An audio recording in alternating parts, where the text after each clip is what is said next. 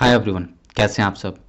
Coulomb's law को आगे continue करते हैं और इक्विलिब्रियम बेस्ड प्रॉब्लम्स जो हैं वो देखते हैं। ठीक है, तो पहली टाइप ऑफ प्रॉब्लम जो है उसमें आपको दो सिमिलर चार्जेस दिए रहेंगे। यहाँ पे जैसे मैंने एग्जांपल के तौर पे एक प्लस क्यू लिया है, एक प्लस 4Q लिया है। तो आपसे ये पूछा जाएगा कि एक तीसरा चार्ज लेट से प्लस कैपिटल क्यू कहाँ पे प्लेस किया जाए so that net force on that is zero, ना ऐसा बोल देंगे, या फिर ऐसा बोल देंगे such that that particular charge is in equilibrium, है ना, third charge is in equilibrium. तो सबसे पहले ये समझे कि चार्ज की पोजीशन कैसे आएगी, मतलब बाहर वाले हिस्सों में चार्ज रहेगा या इनसाइड पोर्शन में चार्ज रहेगा।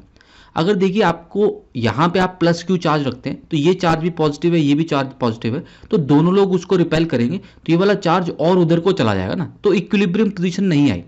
इसको नेट फोर्स जो लग रही है इस पे वो इस डायरेक्शन में लग रही है टुवर्ड्स द राइट।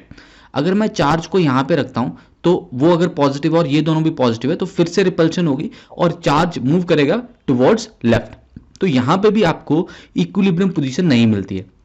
लेकिन अगर चार्ज को आप कहीं बीच में रखते हैं तो आप देखेंगे कि ये पॉजिटिव चार्ज इसको इधर को रिपेल करता है और ये वाला इसको इधर को रिपेल करेगा, मतलब ऑपोजिट डायरेक्शन में दोनों लोग फोर्स लगाएंगे, एक प्लस क्यू का चार्ज और एक प्लस 4Q का, यानी कि अब दोनों फोर्सेस कैंसल आउट होके नेट फोर्स जीरो बनने की प्रोबेबिलिटी है। ठीक है, यानी कि चार्ज जो है वो बीच में आएगा, ये बात पक्की होगी कि चार्ज आउटर रीजन में नहीं जा सकता है अगर दोनों चार्जेस सिमिलर चार्जेस हैं। तो नेट फोर्स जीरो वाली जो पोजीशन है वो इनसाइड रीजन में आएगी। अब दूसरी चीज, अगर आप इस पोजीशन को बड़े चार्ज के पास रखते हो तो भाई जितना पास होगा उतनी ज्यादा फोर्स होगी, तो बड़ा चार्ज तो पहले ही बड़ा है, उसका तो पहले ही इंपैक्ट ज्यादा है ना।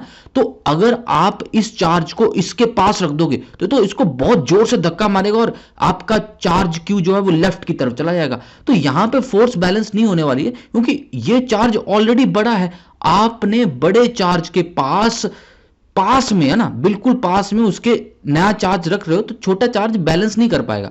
तो सिंस छोटे चार्ज की मैग्नीट्यूड जो है वो कम है तो आप अपने चार्ज को छोटे चार्ज के पास रखो ताकि एटलीस्ट उसको डिस्टेंस वाला एडवांटेज तो मिले, है ना। तो अगर जितना चार्ज पास में होगा ये उतनी फोर्स ऑफ रिपल्शन इसकी ज्यादा होगी, यानी कि जो पोजीशन आएगी ना वो हमारी छोटे चार्ज के पास आएगी। छोटे चार्ज के पास आप तीसरा चार्ज रखोगे तो आपको क्या मिलेगा, एक नेट फोर्स जीरो वाली पोजीशन मिलेगी। हमेशा स्मॉलर चार्ज जिसका मैग्नीट्यूड छोटा है ना उसके पास मिलेगी बैलेंस। ये तो कॉन्सेप्ट पॉइंट होगा ना, मान लो किसी के पास भी मिल रही हो, तुम्हें कुछ नहीं करना, मान लो यहां से छोटे चार्ज से उसका डिस्टेंस x है तो k q q upon x square बन जाएगा, और ये अगर डिस्टेंस ओरिजिनली l था तो ये x है तो ये डिस्टेंस अब कितना रह जाएगा, l माइनस एक्स का ये डिस्टेंस रह जाएगा ना, ये डिस्टेंस कितना रह जाएगा, l माइनस एक्स का। तो k 4Q capital Q over L minus x का होल स्क्वायर, यहां से K Q Q कट गए और आपके पास L माइनस एक्स का whole square equal to 4x square आया। यहां से दोनों तरफ आपने स्क्वायर रूट लिया और पॉजिटिव वाला पार्ट पकड़ा तो L minus x is equal to 2x, तो x is equal to L/3। यानी कि आप स्मॉलर चार्ज से अगर 1/3 डिस्टेंस जो इन दोनों के बीच का डिस्टेंस है उसका 1/3 डिस्टेंस पे अगर आप एक कैपिटल Q चार्ज रखते हो तो वो बिल्कुल भी मूव नहीं करेगा, उस पे नेट फोर्स जो आएगी वो जीरो आएगी, वो थर्ड चार्ज जो होगा वो इक्विलिब्रियम में रहेगा। इसको करने का सिंपल सा एक सम अप कर रहा हूं मैं, शॉर्ट ट्रिक भी बता देता हूं क्या। अगर हमारे पास दो सिमिलर चार्जेस है ना तो इक्विलिब्रियम पोजीशन जो आएगी एक तो वो इन बिटवीन द चार्जेस आएगी, पहली चीज तो ये, अगर सिमिलर चार्जेस हैं दोनों तो equilibrium position in between the charges आएगी और closer to the smaller charge आएगी भाई। और स्मॉलर चार्ज से उसका डिस्टेंस कितना रहेगा, √Q1 over √Q1 plus √Q2 into L, where Q1 is the smaller charge and Q2 is the larger charge. ये फॉर्मूला आप इस क्वेश्चन पे भी अप्लाई करेंगे तो डायरेक्टली आंसर आपके पास x की वैल्यू L/3 आ जाएगी। तो स्मॉलर चार्ज से अपना चार्ज जहां पे हम रख रहे हैं, थर्ड चार्ज जहां पे हमें इक्विलिब्रियम पोजीशन मिल रही है वो x है, तो x की value √Q1 over √Q1 plus √Q2 into L, directly एक सिंपल फॉर्मूला उससे आप निकाल सकते हैं। नहीं तो आप कूलम्स लॉ यहां से अप्लाई कर लीजिए और यहां से भी आपको आंसर मिल जाएगा। दूसरा टाइप आया था अगर डिफरेंट चार्जेस रहे, ना, चार्जेस डिफरेंट भी तो हो सकते हैं, तो अगर डिफरेंट चार्जेस रहे, मान लीजिए एक चार्ज प्लस क्यू है और एक चार्ज माइनस ऑफ 4Q है, तो अब जो पोजीशन आएगी अब बीच में नहीं आ सकती। बीच में क्यों नहीं आ सकती सर? अरे यार अगर बीच में मान लो तुम पॉजिटिव चार्ज रखते हो तो ये इसको रिपेल करेगा और ये इसको अट्रैक्ट कर लेगा, तो फोर्स की डायरेक्शन एक ही तरफ आ गई। यहां पे अगर तुम रखते हो इस तरफ तो देखिएगा यहां पे ये -4 के पास है। अब -4 बड़ा भी है और उसके पास भी है, तो प्लस क्यू जो चार्ज है ना, ये छोटा चार्ज, ये कभी भी इसको बैलेंस नहीं कर पाएगा। फोर्स की डायरेक्शन भले ऑपोजिट है, माइनस वाला इसको अट्रैक्ट करेगा, प्लस वाला सब इसको रिपेल करेगा, लेकिन दोनों बैलेंस नहीं हो पाएंगे। यहां पे आपको बैलेंसिंग पॉइंट नहीं मिल सकता, बड़े चार्ज के पास नहीं मिल सकता बैलेंसिंग पॉइंट। इक्विलिब्रियम पोजीशन हमेशा छोटे चार्ज के पास मिलेगी, क्योंकि उसका मैग्नीट्यूड ऑलरेडी कम है। उसको कम से कम डिस्टेंस का एडवांटेज तो दे दो, क्योंकि जितना कम डिस्टेंस होता है उतनी फोर्स ज्यादा होती है ना। अब क्यू चार्ज पिद्दा सा चार्ज है, अब पिद्दे से चार्ज के पास में तीसरा चार्ज रखोगे तभी वो फोर्स को बैलेंस कर पाएगा। इस हाथी चार्ज की फोर्स को कब बैलेंस कर पाएगा?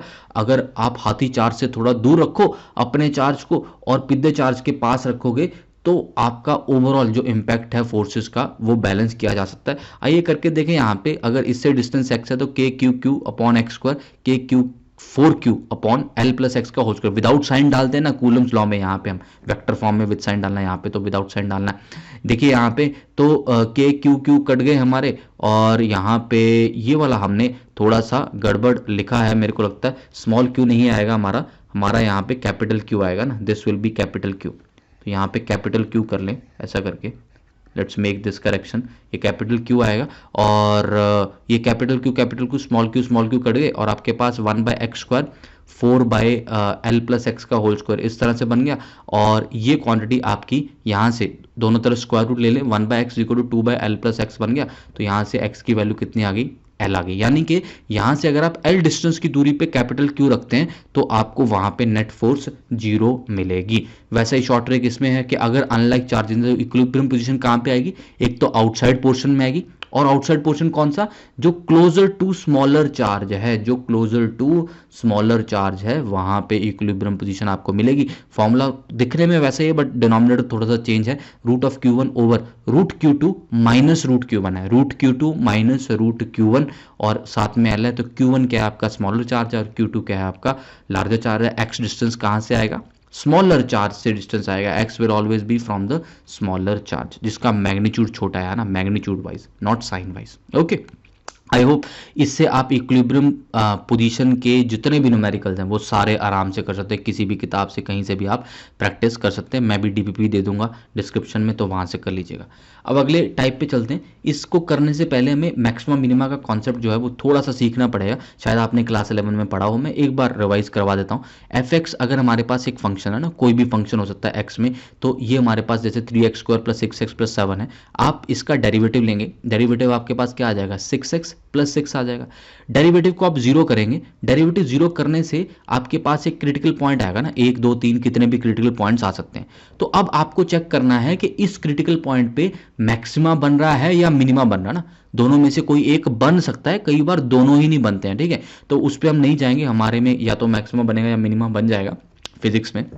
तो उसको चेक करने के लिए क्या करना है? आपको डबल डेरिवेटिव लेना है ना, ये तो सिंगल डेरिवेटिव है ना, इसका डबल डेरिवेटिव लेना है और उस पॉइंट को उसमें डाल के चेक करना है। अगर तो उस पॉइंट को डालने पे वैल्यू नेगेटिव आ गई तो यानी कि उस पॉइंट पे आपका मैक्सिमा था, और अगर उस पॉइंट को डबल डेरिवेटिव में डालने पे आपकी वैल्यू पॉजिटिव आ गई तो उस पॉइंट पे आपका मिनिमा था। तो देखिए यहाँ पे मैंने डबल डेरिवेटिव लिया, ध्यान से देखिए यहाँ पे डबल डेरिवेटिव, तो वैल्यू 6 आ गई। अब मैं डबल डेरिवेटिव में -1 डालता हूँ, यहाँ पे सिंस x है ही नहीं है तो वैल्यू हमेशा 6 ही रहेगी, जो कि एक पॉजिटिव क्वांटिटी है। तो -1 डालने पे बेसिकली आपको एक पॉजिटिव क्वांटिटी मिल रही है डबल डेरिवेटिव में। डबल डेरिवेटिव क्या आ रहा है? पॉजिटिव आ रहा है -1 पे, -1 के ऊपर चेक करा आपने डबल डेरिवेटिव को, वो पॉजिटिव आ रहा है, इसलिए -1 जो होगा वो एक पॉइंट ऑफ मिनिमा कहलाएगा। यानी पे वहां पे हमें मिनिमम वैल्यू मिलेगी, और वो मिनिमम वैल्यू अगर हमें निकालनी हो तो फिर फंक्शन के अंदर वैल्यू डालेंगे ना। अगर मिनिमम वैल्यू निकालनी हो तो किस में डालेंगे? फंक्शन में x -1 डाल देंगे। -1 is the point of minima, value will be what? -1 डाल के यहां पे सॉल्व करिए, वैल्यू इज 4। तो मिनिमम वैल्यू ऑफ fx 4 आती है, कौन से x पे? -1 पे। x इज इक्वल टू -1 पे फंक्शन अपनी सबसे छोटी वैल्यू देगा, दैट इज 4, ठीक है। तो -1 is the point of minima and f of -1 is the value of the function at that minimum point, उस पॉइंट पे मिनिमम वैल्यू हमारे फंक्शन की बनी है ना। तो डेरिवेटिव लेके आपको इक्वल टू 0 करना है। यहाँ से 1 2 3 आपके क्रिटिकल पॉइंट्स आ सकते हैं। हर पॉइंट पे आपको चेक करना है कब मैक्सिमा कब मिनिमा बनना है। आइए इसको एक क्वेश्चन के थ्रू करते हैं और ये क्वेश्चन भी हमारा हो जाएगा। इसी क्वेश्चन को करने के लिए हमने मैक्सिमा मिनिमा का कॉन्सेप्ट देखा है। अभी कह रहा है एक चार्ज Q है, उसको आपने दो पार्ट्स Q1 और Q2 में बांट दिया। ठीक है, चार्ज Q को स्प्लिट कर दिया Q1 Q2 में, such that Q is equal to Q1 plus Q2 और सारे पॉजिटिव साइन के हैं। मान लो आपके पास 10 कूलम का चार्ज है या 10 माइक्रो कूलम का चार्ज है, आपने उसको 3 माइक्रो कूलम और 7 माइक्रो कूलम में बांट दिया ना, ऐसा सेम साइन रख के, तो आपने उसको डिस्ट्रीब्यूट कर दिया। अब आपको Q1 और Q2 की वैल्यू निकालनी है, in terms of capital Q निकालनी है ना। In terms of capital Q आपको Q1 और Q2 चाहिए, सच दैट जब आप Q1 Q2 को R डिस्टेंस पे, किसी भी डिस्टेंस पे रखते हैं तो मैक्सिमम फोर्स ऑफ रिपल्शन बननी चाहिए ना। मतलब Q1 और Q2 आपने अगर दोनों चार्जेस यहाँ पे रखे हैं तो उनके बीच में जो फोर्स ऑफ रिपल्शन बने ना वो मैक्सिमम बने। ऐसे कैसे Q1 Q2 लिया ना, मतलब Q1 कितना हो, Q का 3/4 ऑफ Q हो, एक 1/4 हो ऐसा, या फिर दोनों हाफ Q हो, या फिर एक आपका 1/3 Q हो, एक 2/3 Q हो। तो कितनी डिस्ट्रीब्यूशन हो ना, Q को कैसे दो हिस्सों में बांटा जाए, कितनी रेशियो में बांटा जाए, सच दैट वो जो छोटे चार्जेस बने हैं जो डिस्ट्रीब्यूट होने के बाद Q1 Q2 बने हैं वो आपके maximum force of repulsion generate करें। तो हमने फोर्स ऑफ रिपल्शन के लिए कूलम्स लॉ लगाया F(Q1 Q2 अपॉन R²। अब ये फंक्शन में दो वेरिएबल हैं। कौन कौन से दो वेरिएबल? एक Q1 है और एक Q2 है।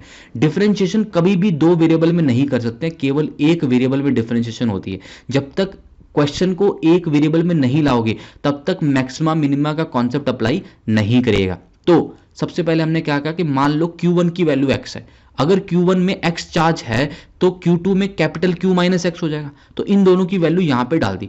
अब आप ऑब्जर्व करें कि ये kx और q माइनस एक्स अंदर मल्टीप्लाई होगा kx(q माइनस x²। ये एक फंक्शन आ गया। This is now a single variable function जिसमें वेरिएबल क्या है? वेरिएबल तो x है, कैपिटल Q वेरिएबल नहीं है, वो तो गिवन है, वो तो क्वेश्चन में है। हम तो Q1 Q2 निकाल रहे हैं, वो वेरिएबल थे जिसको कि हमने x की फॉर्म में रिप्लेस कर दिया। तो अब हमारा वेरिएबल क्या है? x है, k कांस्टेंट है, r कांस्टेंट है, q कांस्टेंट है। तो हम डिफरेंशिएट तो कर सकते हैं। तो df अपॉन dx हमने कर दिया, k बाय r तो बाहर आ जाएगा ना, कांस्टेंट तो वैसे ही बाहर आया था मल्टीप्लिकेशन में। और इसका डिफरेंशिएशन करेंगे तो x का differentiation 1, q as it is minus x² का डिफरेंशिएशन विल बी 2x। तो ये आ गया। अब डेरिवेटिव को इक्वल टू 0 कर दो, ये कांस्टेंट उधर चला गया तो 0 हो गया। तो q is equal to 2x या x is equal to q by 2 आ गया। अब यही पॉइंट आया होगा मैक्सिमा का। डबल डेरिवेटिव से चेक करना है तो कर सकते हैं, लेकिन जरूरत ही नहीं है। क्यों? क्योंकि भाई एक ही तो पॉइंट है और कोई पॉइंट है ही नहीं। दो पॉइंट आते तो हम सोचते हैं कि भाई मैक्सिमा बना के मिनिमा बना, लेकिन यही आया। तुमने डबल डेरिवेटिव लेना तो ले भी सकते हो, तुम्हारा डबल डेरिवेटिव नेगेटिव आएगा। अगर तुम x is equal to Q by 2 पे चेक करोगे ना डबल डेरिवेटिव, तो वो डबल डेरिवेटिव नेगेटिव आएगा। तो तुम्हें पता चल जाएगा कि x is equal to Q2, Q by 2 आपका क्या है? पॉइंट ऑफ मैक्सिमा है, पॉइंट ऑफ मैक्सिमा है। तो यहीं पे मैक्सिमम फोर्स ऑफ रिपल्शन मिलेगी जब आप x की वैल्यू को Q/2 रखोगे। x क्या था? वो तो Q1 था, यानी कि Q1 चार्ज आपका Q/2 होगा और Q2 चार्ज आपका Q माइनस Q/2 यानी कि Q/2 होगा। यानी कि Q चार्ज को अगर आप इक्वल पोर्शन में स्प्लिट करते हो Q/2 में, तो आपको मैक्सिमम फोर्स ऑफ रिपल्शन मिलेगी, आपको मैक्सिमम फोर्स ऑफ रिपल्शन दिखाई देगी। ओके, एक क्वेश्चन हम एज अ रिवीजन कर लेते हैं। रिवीजन प्रॉब्लम है, हमने पिछली बार कूलम्स लॉ को वेक्टर फॉर्म में पढ़ा था, तो वैसा ही एक क्वेश्चन है डिफरेंट वैल्यूज के साथ। ये आप चाहिएगा तो खुद से ट्राई करिएगा एक बार। आपको Q1 दिया है, Q2 दिया है, R1 वेक्टर, R2 वेक्टर सब दिए हैं। आपसे F12 पूछा जा रहा है, तो F12 का फॉर्मूला आपको पिछले सेशंस में बताया गया है पीछे, के Q1 Q2 R1 vector minus R2 vector over R1 vector minus R2 vector के मॉड का क्यूब। इसमें वैल्यूज प्लग इन करने का, ठीक है, विद साइन डालने का सारी वैल्यूज, क्योंकि वेक्टर फॉर्म है, वेक्टर फॉर्म में विद साइन डालेंगे। ये मैग्नीट्यूड निकाला हमने, R1 माइनस R2 वेक्टर निकाला और इसको सिंप्लीफाई किया तो आपके पास आंसर आ जाएगा ना। तो ये आपकी रिवीजन प्रॉब्लम है, इसमें कुछ नया नहीं है, पहले हम कर चुके हैं। ऑलराइट, तो आज के सेशन में इतना ही करेंगे, अगले पार्ट में बहुत जल्द मिलेंगे। तब तक के लिए लाइक, शेयर और सब्सक्राइब चैनल को कर लें अगर आपने अभी तक नहीं किया तो। Thank you, bye bye, take care.